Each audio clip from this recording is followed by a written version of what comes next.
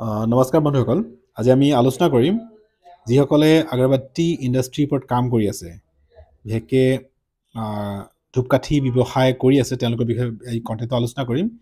যথেষ্ট গুৰুত্বপূৰ্ণ হ'ব আৰু আপুনি এই কণ্টেণ্টটো শেষত আপুনি আণ্ডাৰষ্টেণ্ড কৰিব আচলতে আপোনাৰ লাভ কি হয় আৰু আপুনি কিয় এই ব্যৱসায় এই টেকনিকটো ইউজ কৰা দৰকাৰ। প্ৰথমতে আমি সাধাৰণতে যিবিলাক ধূপকাঠি ব্যৱসায় কৰোঁ, সেই ব্যৱসায়বিলাকত আমি এনেকুৱা ব্লেক ষ্টিকবিলাক লওঁ, DP অইলবিলাক লওঁ আৰু আমি পাৰফিউম ইউজ কৰোঁ। আমি ভেৰাইটি পাৰফিউমবিলাক ইউজ কৰোঁ, ৰজনীগন্ধা বা পাইনএপল, এনেধৰণৰ বিভিন্ন ভেৰাইটি আমি পাৰফিউমবিলাক ইউজ কৰোঁ। সাধাৰণতে কি হৈ যায়, এই গোটেই ব্যৱসায়টো কৰোঁতে আমাৰ মেক্সিমাম কষ্টিং পাৰফিউমত যায়, মেক্সিমাম খৰচে পাৰফিউমত ওলাই যায়গৈ। কিন্তু পাৰফিউমত যিহেতু কষ্টিংটো বেছি হৈ যায়, সেইকাৰণে লাভৰ ক্ষেত্ৰত আমি বহুত সময়ত কম্প্ৰমাইজ কৰিব লগা হয়। লাভৰ ক্ষেত্ৰত আমি মানে মিলামিলি কৰিব লগা হয় আৰু লাভটো থাকিলেও আমি যিমান এক্সপেক্ট কৰোঁ তাতকৈ অলপ কম পৰিমাণে হৈ যায়গৈ।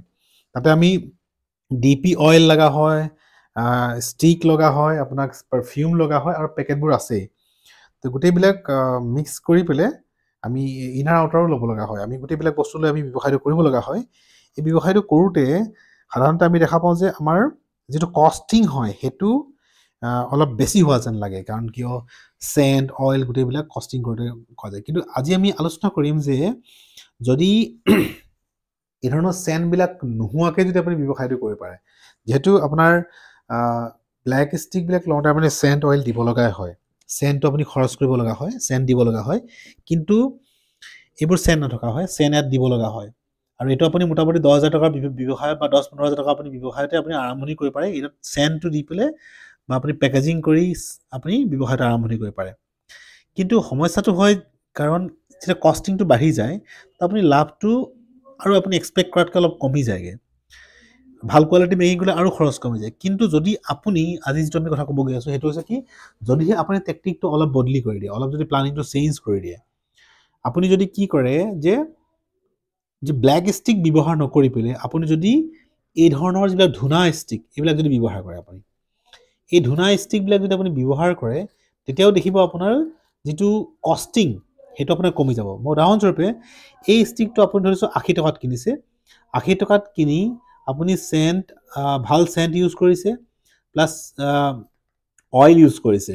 তো এইটো যদি আপোনাৰ 20 কেজিত 1600 হয়, চেণ্টটোত আপোনাৰ চেণ্ট আৰু অইল মিক্স কৰি পেলাই 3200 হৈ যায়। তাৰমানে এইটোৰ যিটো কষ্টিং 3 গুণ বাঢ়ি যায়গৈ, 8 3 24, মানে 240 টকা ইয়াতে আপোনাৰ কষ্টিং পৰি যায়। এইটোত আপোনাৰ পাৰফিউম মানে দিয়ালৈকে 1 কেজি ব্লেক ষ্টিকক পাৰফিউম মেকিং কৰি পাৰফিউম ফাইনেলাইজ কৰি পেলাই আপোনাৰ 240লৈকে খৰচ কৰিব পাৰে, বা আপুনি 200 টকাই খৰচ আপোনাৰ পৰি গ'ল। কিন্তু সেইটো আপোনাৰ হাৰ্ডৱৰ্কো কৰিব লগা হ'ল, প্লাছ চেণ্টিং অইলিং কৰিব লগা হ'ল, প্লাছ আপোনাৰ 2-3 দিন সময়ো লাগিলে।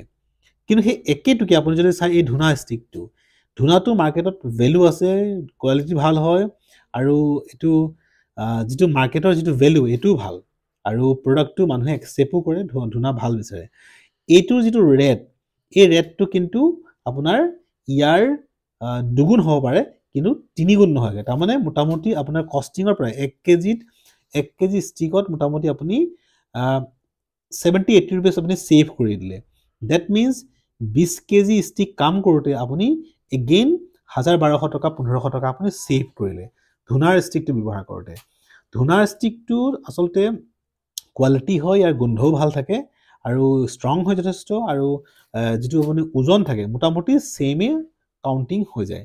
গতিকে যদি আপুনি ভাবিছে যে মই এইটো ষ্টিক কৰি আছোঁ, তো আপুনি ধূনা ষ্টিকো কৰি চাওঁ বুলি ভাবে, উইদাউট চেণ্টটো কিনিব নালাগে, অইলো কিনিব নালাগে, জাষ্ট এইটো নি আপুনি পেকেটিং কৰিব লাগে। পেকেটিং কৰি আপোনাক হোলচেল কৰিব পাৰে, আৰু ৰেটটো আপুনি যিটো বজাৰত যিটো এই ষ্টিকৰ যিটো ৰেট দি আছে, আপুনি চিমিলাৰ এইটো দিব পাৰে, কাৰণ ডিফাৰেঞ্চ বৰ বিশেষ একো নাথাকে। গতিকে আপুনি ভাবে যদি যে ধূনা ষ্টিকত আপুনি কাম কৰোঁ, তেতিয়াহ'লে নিশ্চয় আপুনি ধূনাত কৰি চাব পাৰে, লাভৱান হ'ব পাৰে। ইয়াতে কষ্টিংটো কমি যাব, প্লাছ আপোনাৰ সময়খিনি বাঢ়ি যাব, কাৰণ এইটো আপুনি ডাইৰেক্টলি পেকিং কৰিব পাৰে। সেইটো আপুনি চেণ্ট অইল দিওঁতে 2 দিন টাইম লাগি যায়, প্লাছ পেকিং কৰিব লগা হয়, ড্ৰাই কৰিব লগা হয়, এই ধৰণৰ বিষয় থাকে। চেণ্ট অইল আকৌ মিক্স কৰিব লগা থাকে। এইটো আপুনি সেইটো নকৰাকৈ ডাইৰেক্টলি ষ্টিক কিনিলে, পেকেজিং কৰিলে, আপুনি পেকেট নিজৰ ব্ৰাণ্ড হওক বা আপুনি আমাৰ ব্ৰাণ্ড লৈ হ'লেও আপুনি আমাৰ পেকেটবিলাক লৈ আপুনি কাম কৰিব পাৰে।